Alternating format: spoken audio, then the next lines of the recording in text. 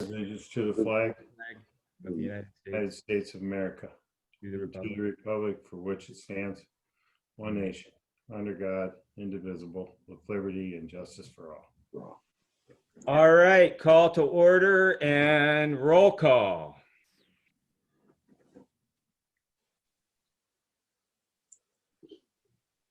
Commissioner Thomas, Here. Commissioner Paradiso, Here. Commissioner Kirschner. Here. Mike, your face is fading out. I see that. Would you lead us in prayer anyways? It might be a divine prayer with that Sure. specter view of you. Let's give it a shot here. Let's get in a prayerful mood for a moment. Out of silence and stillness, we trust you are with us in this time of noise and chaos. We pray for an end to this pandemic. We whisper your words of comfort, encouragement, and hope to all those who need them in this time of fear. Draw close to those who are sick and all those who risk illness, caring for them, protecting, and uplifting them. In a special way, as always, we pray that you are close to those who are protecting our freedoms and their families. In God's name we pray. Amen. And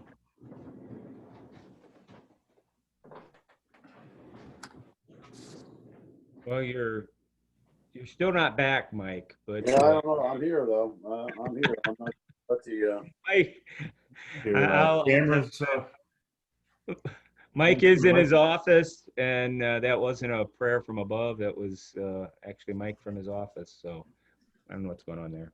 It might be. All right, we have a special guest today.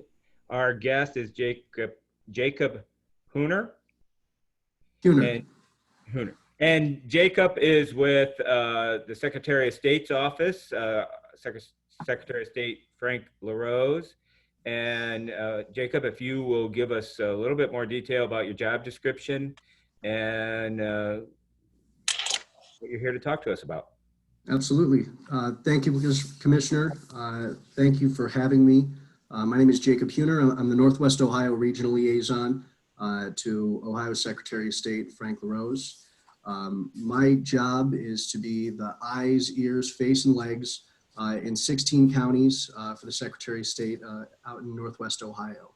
So I work closely with chambers of commerce and community organizations. I attend events on behalf of the Secretary, like ribbon cuttings and annual events. I staff the Secretary when he does come into Northwest Ohio. But perhaps my most important job is the work that I do with the Board of Elections. So I attend their meetings. I make sure that they have all the information that they need to run fair and safe elections. And I make sure all their questions get answered by the folks down in Columbus. In fact, I was actually just in Tiffin yesterday, last night for the recount that the Board of Election conducted for the Seneca County Sheriff's race. But I want to thank Jimmy for connecting me with you, and thank you again for having me. I'd like to take the opportunity to give you a brief update on what's going on in the Secretary of State's office, specifically in three ways. First, I'll talk about our Business Services Division.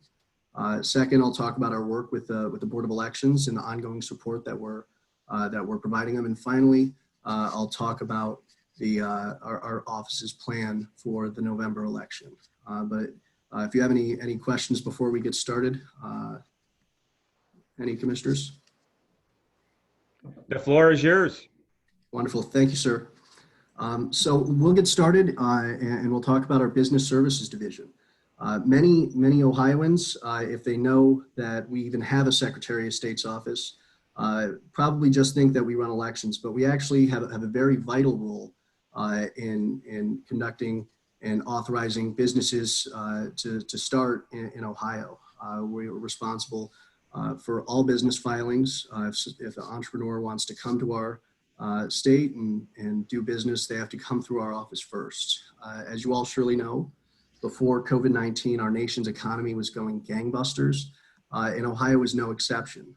Specifically, in 2019, our office saw in Ohio 130,000 621 new business files, which shattered records in the year of 2019. Even throughout the pandemic, Ohioans are showing that they're resilient.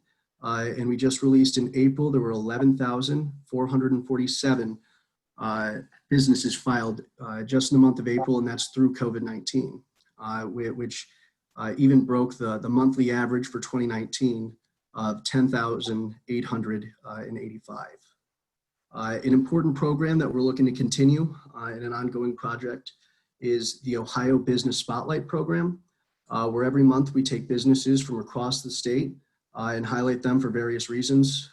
Just to give a couple examples, in November of last year, we honored the Wright brothers in their first flight, and we highlighted businesses in aerospace and aviation. In February, we highlighted minority-owned businesses. In this month, we're highlighting businesses that are just getting started back up after a couple months of being shut down, and looking at businesses that have taken the coronavirus pandemic and are looking to not only protect their customers, but also their staff, and doing fun and interesting ways. And we're looking to highlight those resilient business owners as they get back up and running. Now, we haven't highlighted any businesses in Seneca County yet, but I'll be sure to reach out to the Tiffin Chamber and the Seneca County Chamber with upcoming themes. And if any of you have suggestions, Jimmy has my email address, and I'd love to hear what you all have to say. If you have any businesses that are going above and beyond, we'd love to showcase them and talk about what they're doing on our social media and on our website. Do we have any questions as of yet about our business services division? Fantastic. Moving on, we'll talk about what we're doing with the Board of Elections. Now, one unfortunate reality that we have as public officials, whether it be on the national, the state, county, or local level, is we have targets on our back for cyber attacks. For instance, on Election Day of 2019, our office was targeted, our website was targeted by a foreign actor out of Panama, and they tried to shut our website down on Election Day. A little bit closer to home, Sandusky County experienced a cyber attack that knocked them offline for weeks, if not months. With the ripple effect that a cyber attack causes, they had to shut down everything and make sure everything was squared away. And so as an elections official, we know that bad actors, foreign and domestic, aren't necessarily looking to change the outcome of elections, but they're just trying to cast doubt on the system that we have in our democratic process. They couldn't change, it's important to note that they couldn't change election results if they tried. None of our elections equipment is connected to the internet. But for those portions of the Board of Election systems that are live on the internet, making sure those are protected and that folks can trust the election system is absolutely vital. Our office looked forward to this, and we conducted a checklist that was issued last June, about a year ago, with a pre-flight checklist, essentially, as my boss likes to call it, for the 2020 election, a 39-point checklist that may be as simple as complicated passwords, but and some more technically savvy things that I can't really speak of. I wasn't an IT major, but we took federal funding that was made available from the Help America Vote Act, or HAVA, and we provided that. That was given to the state, and we pushed that back down to the County Board of Elections. And we're the only state, at least that we know of, that has taken that money and pushed it down to the local level. Because the reality is things run differently in Seneca County than they do in Lucas County or even in Wyandotte County. So your board knows the best way to conduct that and how the best way to spend that money. Seneca County, for instance, took that money and they kept it, that federal dollars, and kept it in the economy of Tiffin in Seneca County, and used a local company to facilitate their completion of this security directive. And thankfully, they did get that done prior to the deadline of January 31st. We also provided the Board of Elections what's essentially a burglar alarm that's monitored by a third party out in New York called an Albert sensor that can be shifted back up to the county level to monitor all inward and outward traffic But if anybody's trying to input malicious code, that can be thwarted. And when our office was targeted, our Albert sensor and our SEIM sensor helped us realize that, and we were able to push off that attack. But now that that's been completed in all 88 counties, we can say without a shadow of a doubt that Ohio's infrastructure, elections infrastructure, is the most updated and the most secure it's ever been. And I will note, Seneca County was commended by Secretary of State LaRose back in December for their progress, because, and that's a huge testament to the work that Lori and Jim do. They were very, very proactive when it came to the security directive, and it was not easy work. Getting 3 quotes, making sure that this money was spent correctly, and they were ahead of the game. And I think Lori and Jim do absolutely stunning work, and I'm sure you all know that. But our support doesn't necessarily stop there. We had, with any leftover funding from HAVA, boards were able to spend that on physical security updates. We had our security administrator, Michael Brewer, come to the Seneca County Board of Elections down in November to make sense of a DHS physical security advisory that was conducted last year. But that sheet basically, they would do the same search if you were trying to hold the Olympics, or run an election. So Michael makes sense of that, and he gave them some good advice on how they can spend any additional funding they may have. Seneca County, in an exciting development, has also been selected as a pilot program for our campaign finance online filing system, which is still in early development. But Lori and Jim were very excited to help us out. Right now we're working with local campaign treasurers and the Board of Elections to get feedback, and hopefully that will be going live at the end of the year, before January 1st of 2021. So it's very exciting. I was happy to suggest Seneca County because of the great work that they did in the security directive, and they're very eager to get started on that. Do we have any questions on the security directive? Commissioners, do you have any questions? Oh, great job, Jacob. I'm following you. Yeah. But now, thank you, sir. Now that the recount for the sheriff's race is done, what seems like been a decade-long election that has been the 2020 primary, we can finally say is over. State funding has been made available through House Bill 197 to cover costs associated with the 2020 primary. Seneca County was allocated $26,612 to help pay for postage or temporary staff or costs that came about with the primary election. We also have another round of HAVA 2 funding that's going to be made available to help the board address any issues they may have with ADA compliance at their office or additional physical security concerns that they may have. Finally, additional funding that's being made available comes once again from the federal government in the form of the CARES Act. And we are recommending to the state legislator that we use these federal dollars to help pay for postage for the 2020 general election and infrastructure improvements.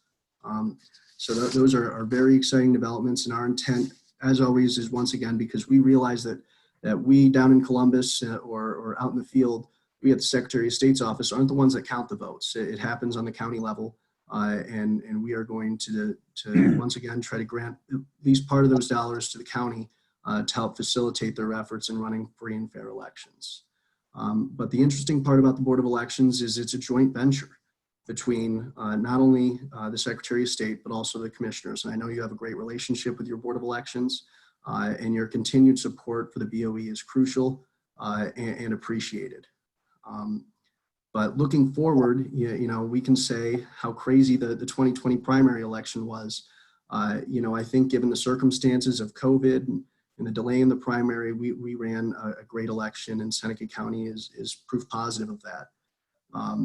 But looking forward, we have 5 months to prepare for November. And we are seeking legislative approval. We're proactively working with the legislator and the Ohio Association of Elections Officials to create a plan for November. I know Commissioner Thomas, you recently reached out to the Secretary of State and voiced your opinion on one thing that we are working towards, which is the consolidation of polling locations. One thing is a reality. We don't know when the COVID-19 pandemic is going to end and when the issues, when it's going to be safe to not have social distancing or masks. And we understand that that may scare some poll workers. We can't have poll workers not showing up because they're scared. And one way we can do that is by consolidating our polling locations. And in counties that use e-poll books like Seneca County, in multi-precinct locations, poll workers can be reduced from 4 per precinct to 2 per precinct. And I know the board at Seneca County has already approved that. But this will help reduce the amount of poll workers. We're not going to be able to use nursing homes. There was a nursing home that was a polling location in Seneca County. Thankfully, the board was able to work and find a new location very quickly. But that's likely not going to be able to be used for November either. So consolidating those polling locations is a big priority of ours. And we're asking the legislator to help us out with that and urging boards of elections to do that. We're looking to also move forward the absentee request deadline. Currently, by statute, that deadline is the Saturday before the election. The sad reality of the fact is it doesn't take 3 days to get mail. If that ballot request is sent on a Saturday in hand to the Board of Elections, that ballot is likely not going to get to the voter in time for them to postmark it or return it in person by the day before the election or election day by 7:30 respectively. So we're looking to ask the legislator to move that date forward to the Tuesday prior to the election to give some more time for the mail system to actually work. Giving the mail system time to operate so voters can have that ballot in hand and get that postmarked by the day before the election. We're also seeking, we currently have legislation proposed by Senator Teresa Gavarone to allow voters to request their vote by mail ballot online. This was something that we recognized was an issue. We have a system in place at our office where folks can request an application online, but many voters filled out that form and thought they were requesting a ballot. And so when they got another form, that just adds another round of mailing. So we're looking to allow voters to request an absentee ballot online through a secured process. And I think that has a lot of promise. We're also hoping to acquire some funding to help County Board of Elections strengthen their infrastructure and increase personnel, whether that be to hire temporary staff, to pay for postage, whether they need ballot folders or flatteners, giving them, because another reality is we're likely going to have a much larger vote by mail influx than we've had in any general election before because of COVID-19 concerns. So we're looking to use CARES Act spending, or CARES Act funding rather, for those infrastructure upgrades, so the board can more effectively run, vote by mail ballots. We're also hoping that the legislator will allow us to send an absentee ballot request to every registered voter, which is precedented for the last 10 years. Every presidential general election, we've paid for an absentee ballot request in return postage. We're hoping to keep that precedent upheld. And we're also asking the legislator for us to allow 17-year-olds, regardless of their age in high school or what year they are in high school, to be poll workers. With our program, Youth at the Booth, currently you have to be a senior in high school to be a poll worker. One issue we saw is government classes have now shifted from the senior level class to a junior level class. So when young folks have this on their mind, very typically they aren't eligible to be a poll worker or to have a government teacher offer them extra credit. And so having a 17-year-old in general be able to do that, I think is valuable and will help us once again reduce some of the risk where the average age of poll workers in Ohio is 72 in an at-risk category for COVID, and justifiably they may be concerned if they have to come in on election day and see hundreds of voters, if not thousands of voters, and if they're concerned for their own health, whereas a 17-year-old is at a lower risk category for COVID. And I think that the Youth at the Booth program would absolutely benefit from this. But those are the big talking points, the big points we have that we're asking the legislator. I think we are committed. I know we are committed to having in-person voting in November, but once again, we are bound by the legislator's decision.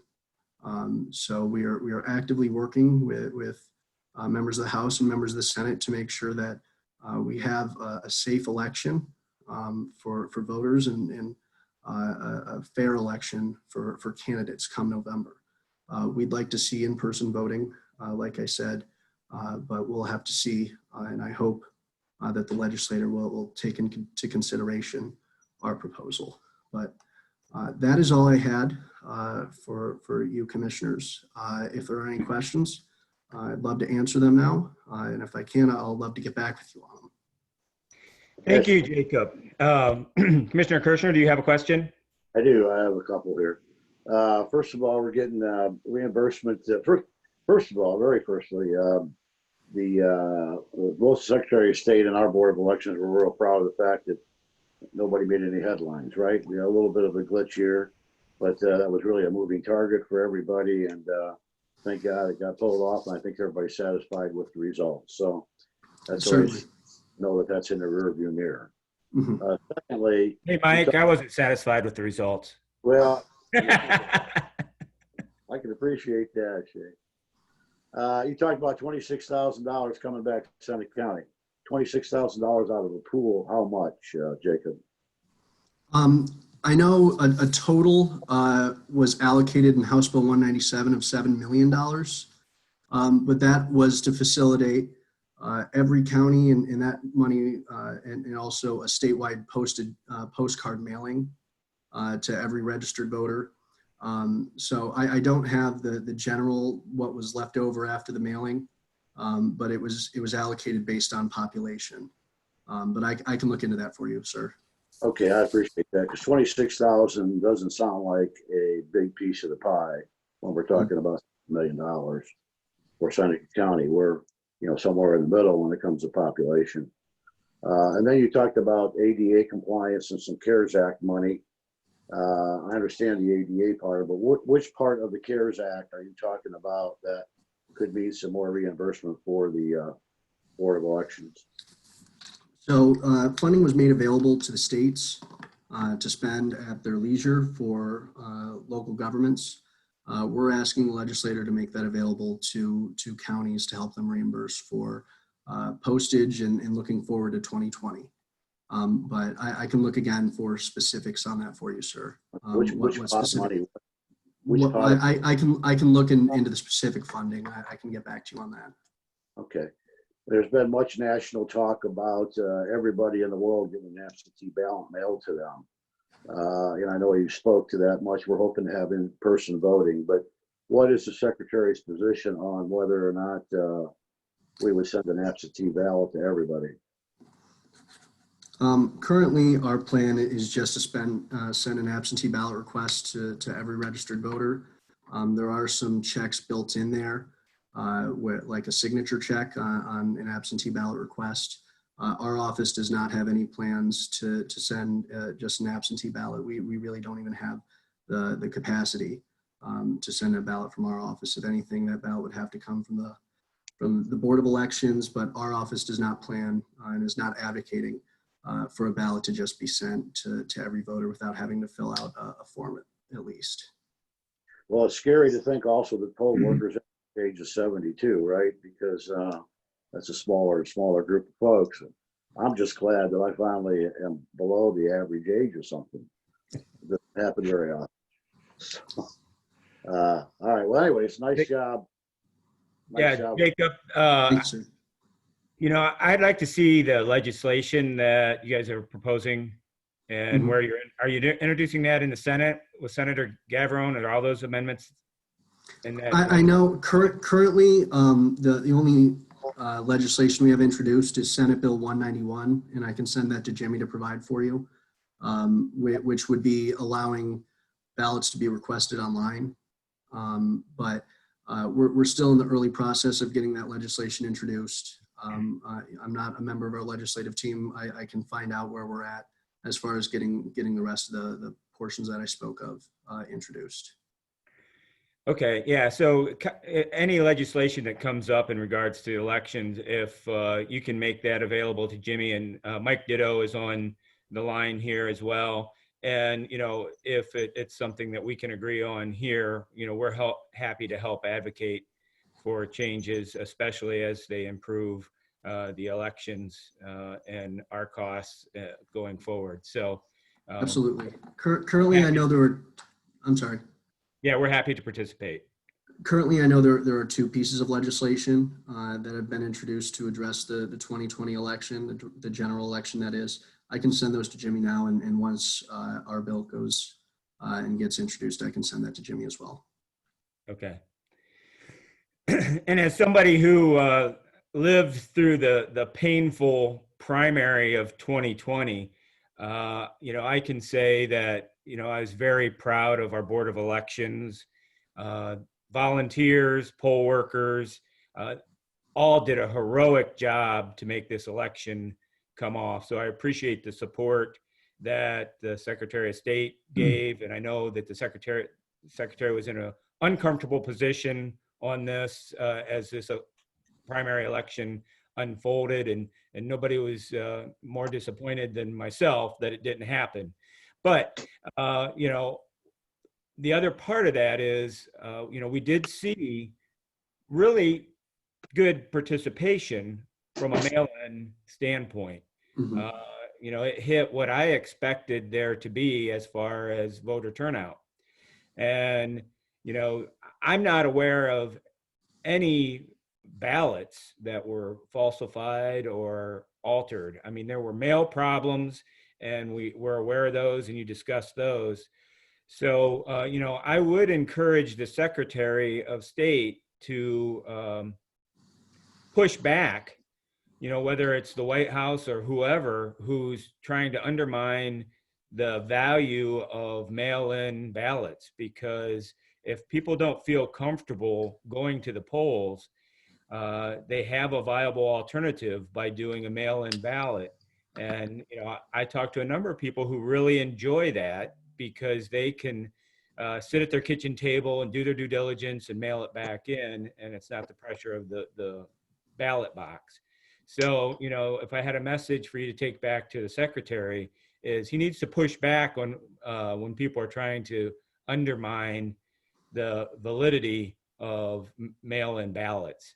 So, if you can carry that message back, I think. Absolutely. One thing I do know on your first point, we had 23% statewide turnout in Seneca County, much higher, about 10 points higher. I think it was 34% turnout in Seneca County, which is wonderful. And that's likely due to the sheriff's race and local enthusiasm for public office and the intensity of those races there.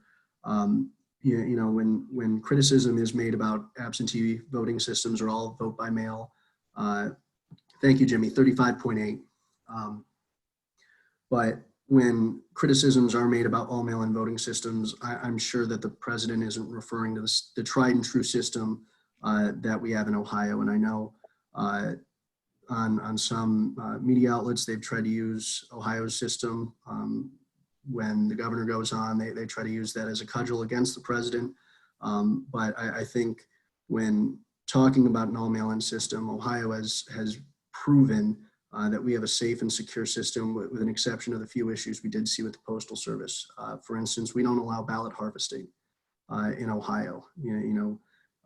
When you cast your ballot, you have to fill it out and you have to submit it yourself. In states like California or Washington, that's not, it's allowed. You can just give your ballot blank and folks can fill it out how they want and drop it off for you. That's illegal in Ohio, and I think it ought to be illegal everywhere. But I do agree. At least as far as the messaging is concerned, we certainly need to be clear that Ohio has a safe, fair form of mail-in voting. Thank you for your comments, sir. I'll be sure to pass that along. Commissioner Paradiso, you have anything you'd like to add? Couple quick things. When you started, Jacob, you said you had three things. Maybe I missed one. So the Business Service Division, then you talked about the Board of Elections. What was the third one? The final one was our plan for November, what we're proposing to the legislator. And then segue back to what Commissioner Kirshner was talking about. So the HAVA money, the round two, I'm not familiar with that. Mm-hmm. That has some restrictions. ADA, what were some other things that would be eligible? Yeah, so at least the round of HAVA that was distributed last year, you're right, HAVA does have some general guidelines, and then that was confined even further by our directive to address cyber and physical security improvements. And that's what round one was, right? Yes. And then the next round, which is looking to be distributed in next month, will be looking to address ADA compliance, physical security, and some minor changes in ADA or in cybersecurity. Nothing too major. HAVA does have broad discretion on how that money can be spent. Whether it be for postage, but given the fact that that money comes from the feds, and we're giving it to the boards with a little bit more direction on how that money ought to be spent. Okay. Stace, are you familiar with our local Board of Elections? Connecting any dots to that potential money stream? I know Jim Erman's been on it, gathering documentation for it. So I know they're doing their due diligence on it. So good. Great report. Actually, I learned a few things. So it was Thank you, good. sir. Thank you, Jacob. Nice job. And if you have any questions that pop up later, like I said, Jimmy has my email address and my phone number. Feel free to contact me, and I'll be sure to reach out with the bills that were introduced so far, and Commissioner Kirshner's questions about where the money and CARES are coming from, and how much money was made available to counties in general. But if that's all you got, I'll let you all get back to your meeting. Thank you, Jacob. I want to thank you again for having me. Thank you so much. Thank you, Jacob. And send our regards to Secretary of State Frank LaRose, and we appreciate him making you available to us to keep us informed. And we appreciate the close partnership that we have with the Secretary of State's office in all aspects. And as always, if you want to be a poll worker, please contact the Board of Elections. You get paid, you get to do your civic duty, and you get to see your neighbors and friends, and you get to be a soldier in democracy. So as always, the plug for poll workers, and thank you to our local Board of Elections and our Board of Elections staff for all their hard work. All right, thank you, Jacob. We'll move on. Thank you. Administrator's report. your music. Keep it going, Mike. Since it's about the end of the month, since we're not working on Friday, I figured I'd give you an update on where we're sitting at on our expense report and our revenue report. Our revenue, we are sitting at 1.2 for the month, and total year to date is 9 million. And our expense report, we're sitting at right now about 1.2 for the month, and year to date is 7.6. So just figured I'd give you an update on that. Other than that, I don't have anything else. Okay. Commissioner reports. Who wants to go first? Commissioner Paradiso? No, nothing new to report. Okay. I think the Board of Elections, as we wrap that up till the presidential race. I want to give them a lot of credit. Jimmy too, hats off to you for all your hard work and making that available to the citizens of the county. I really appreciate that. You were there late many times, so it was good. Thanks, Tone. Appreciate that, Commissioner. Commissioner Kirschner. Okay, I think I'm just reiterating what we all know, but I think it's a matter of public interest. Senate Bill 310, Mike Ditto had advised us, he's on the line, that there was actually a hearing in the House, I think yesterday. They got basically no attention. So I don't know when it's going to go to the floor, but probably next week, according to what Mike had to say. And hopefully Mike will speak to that a little bit later here as well. Representative Reineke has advised that the controlling board has received our application for some state funding that came from last year for the street electrical light problem down on Perry Street. And he's looking into whether the museum's application has been submitted to the controlling board at this point. Stacy tells me that that project will be complete on June the 8th at the Carriage House, but there may be a need to get that submitted prior to that. And the last thing that I have is the DORA. I don't know if we've taken any formal action to support that or that the city needs our input, but I thought maybe we should talk about two things. One, I know that we've agreed to let our parking lots and some of our other areas be used as part of the outdoor drinking ability. But, we do have a concern on part of the judges and the part of the commissioners about anything happening on the Justice Center property. So I talked to Amy Reinhardt briefly, and what they're going to do is that if there are any private landowners, and we happen to be one of those downtown the county, that there would be signs posted in those areas where the DORA is not accepted.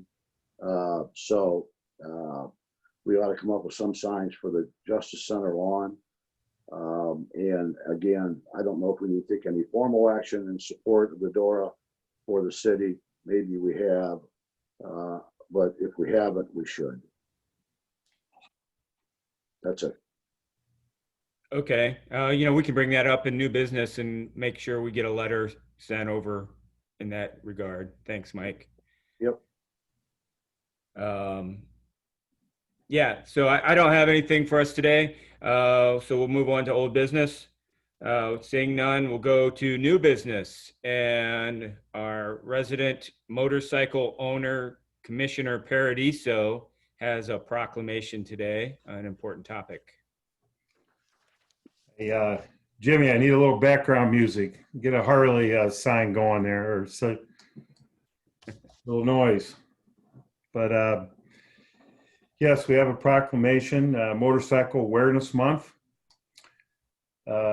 Motorcycle riding is a popular form of transportation and recreation. Over 200,000 people across the state and millions across the nation. Whereas Ohio is a national leader in motorcycle registrations and production. And whereas the safe operation of motorcycles requires the use of special skills developed through a combination of training and experience and good judgment. Whereas all motorcycle organizations, clubs, dealerships, groups, and highway safety officials in our state should join with the Motorcycle Ohio program and Abate of Ohio, Inc. in actively promoting safe operation, increased rider training, improved licensing efforts, and motorist awareness. And now therefore be it resolved that the Board of Commissioners of Seneca County proclaim May 2020 Motorcycle Awareness Month. So thank you. Awesome. Yeah, It's a big thing. You see those yellow signs out there, and it's the other guy a lot of times that pulls out in front of you, and so it's a good time to reflect back and just increase a little bit of awareness that there are motorcycles out there, and as the constant theme all the time is safety. So Yeah, this is the time of year when, you know, the motorcycles start showing up and people aren't being aware. You know, obviously I extend that to bicycles as well, but on the motorcycle and, you know, Commissioner Kirshner, I'm sure you remember this pointedly, but when the riders both passed away in a motorcycle accident, and we're watching a colleague of ours lose both of her parents, preventable if people take the time and look. So we certainly want to call that to everyone's attention. Good. All right, other new business. Stacy, Don't have any other new business. any supplementals today? Nothing? Nope, nope. Excellent. All right, I'd like to put forward a motion that we send a letter of support for the DORA. Is there any particular language that one of the other commissioners is comfortable with? I just think something to the effect that, all county-owned properties downtown excluding the Justice Center property. And I think that one of us, and I'll be happy to volunteer to do that, should go to the council meeting, with the proposal or with the resolution and advocate for it. Okay. Yeah, I like it. So, Jimmy, if you can put something together that we support the implementation of the DORA, and that, with the caveat that we reserve the right to restrict use of some of our properties, I think that makes sense. I think the other thing, Shane, is I was talking to a few judges as well. The sidewalk around the Justice Center property, I think, Commissioner Kirshner, you're including that as well, right? Yes. Yeah, so it's not, hey, the sidewalks, city or public, and the grasses. We're basically saying we don't want anything around that building for a lot of reasons. So if you're going to go down the street, you're going to have to basically cross over. I think that's what we were talking about with, well, I was talking about with the judge. I don't know what you were. Well, Yeah, and I assume that's for, when court is in session and during business hours. Yeah, so I think maybe we can come up with something there, Shane, that makes some practicality sense, but yeah. Okay. Yeah, from a common sense standpoint, if the judge's concerns are, and more than one of the judges, the pivot program, for example, happens on Thursday. We have a lot of people outside sitting on benches, taking a break, that are part of that, drug addiction program that we're trying to do the best job we can with. And we certainly don't want somebody that has a substance problem to be around folks in a red Solo cup, drinking vodka. So that's really the main concern here. We're just trying to protect those folks that we're trying to heal. I think All you're right. right. We'll keep it simple. All right, great. So I'll just accept the motion that we draft that letter, and we'll all review it and send it over and plan on attending the DORA hearings. I was so moved that you need a motion, yes. And I'll second it. All right. Nikki, can you just do a roll call on that? Commissioner Kirshner, Yes. Commissioner Paradiso, Yes. Commissioner Thomas. Yes. All right. Anything else from the commissioners? If not, we will open it up for public comment. Jimmy, do you have anybody in the queue? Yeah, Commissioner Thomas, I'm going to put Charlene Watkins from Regional Planning on first. She said she wanted to speak in public comment. Okay. Welcome, Charlene. Good morning, everyone. So I just wanted to speak in reference to state capital budget funding for the museums. All of that information, the applications were all submitted back in November. Everything was approved in December, and we have the signed approvals. We have authorization to proceed. We are doing everything as we are supposed to be doing. We're just waiting for the information so I can submit for reimbursement for the Seneca County Museum. The Civil War Museum hasn't provided me with an update on their status, but the Seneca County Museum, Stacy, has been diligent in giving me information and updates. So as soon as she has everything, we will submit for the reimbursement for that. So I just wanted to give you that update. Okay, well, Representative Riney's concern was that the controlling board is in receipt of the application to complete the work on Perry Street with the electrical poles. But according to him, they are not in receipt of the $50,000 request for the museum. So I don't know if there's a miscommunication or if it's not necessary, but I do know that there's a concern. Okay, we submitted everything to OFCC and got everything signed back. So I'm not sure where the difference is, but I will contact OFCC today and find out what's going on. Very good. All right, thank you. Hope you all have a great weekend. Thank you, Charlene. Other public comments? Jimmy, can you Commissioner, we have Audrey. Yeah, I see that. She's unmuted now. Hi guys, good morning.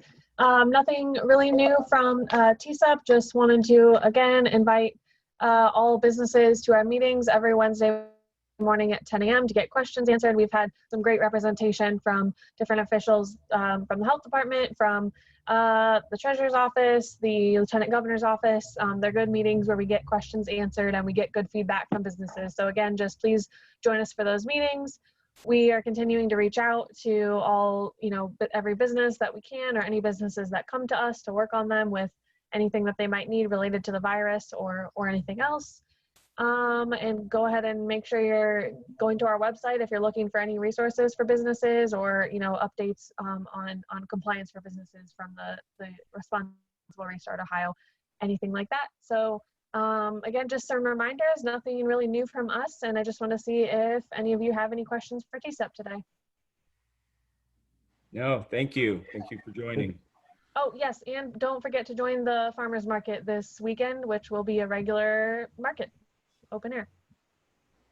Awesome. All right, we have Mike Ditto. Jimmy, can you unmute him? I think he's got a couple updates and I'd like to hear from him. Yeah, good morning, commissioners. Thank you for the time. As Commissioner Kirshner alluded to, Senate Bill 310 was heard in the House Finance Committee meeting yesterday. It was an extremely brief meeting. They had a lot of other bills that they discussed, but 310 was covered only for a few seconds. There was no testimony in opposition or proponent testimony. I think that's a good thing to show that there's no opposition. So we are still watching closely. We are hearing that it could get out of committee and possibly on the floor next week. I think we'll know a lot of that tomorrow. So we'll watch that very, very closely. I think if there's any help that you need on the capital reappropriations items that Charlene was talking about, happy to do some work there as well. But we are watching also watching additional federal CARES money that is still being discussed.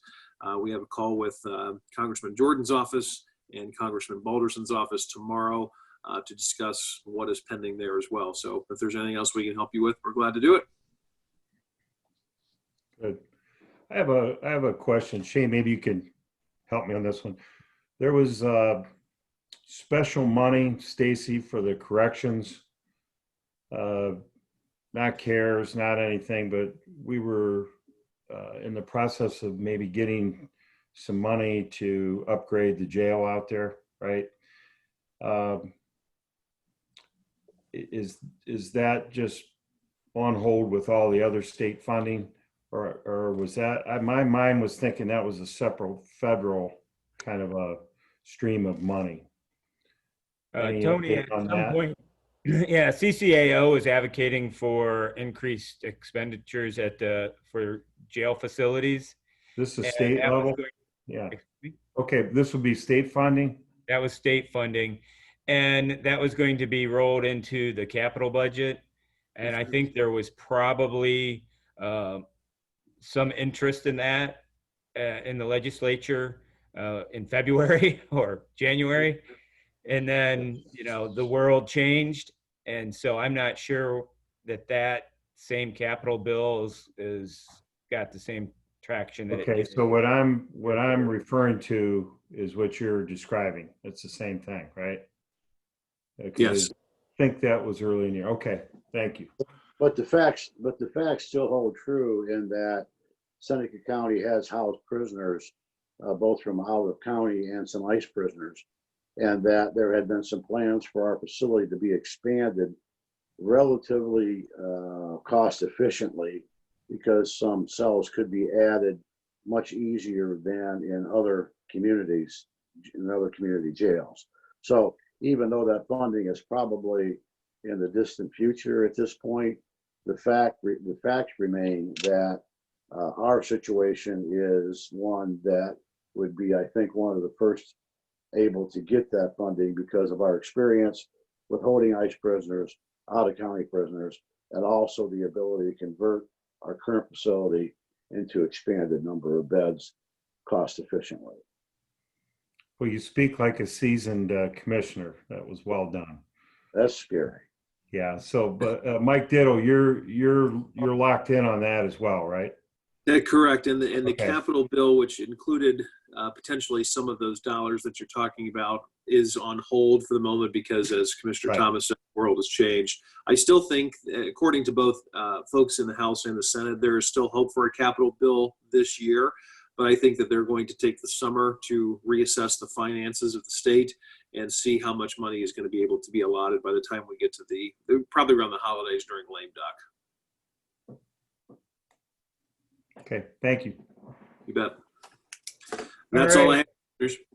Thank you, Mike. Jimmy, do you want to unmute the lines and see if anybody else wants to jump in here? Yep, I'm going to go ahead and do that now. So just go ahead and speak here in the next few seconds if you would like to speak during public comment. They're working on, or they're going to have Jimmy work on drafting a letter of support.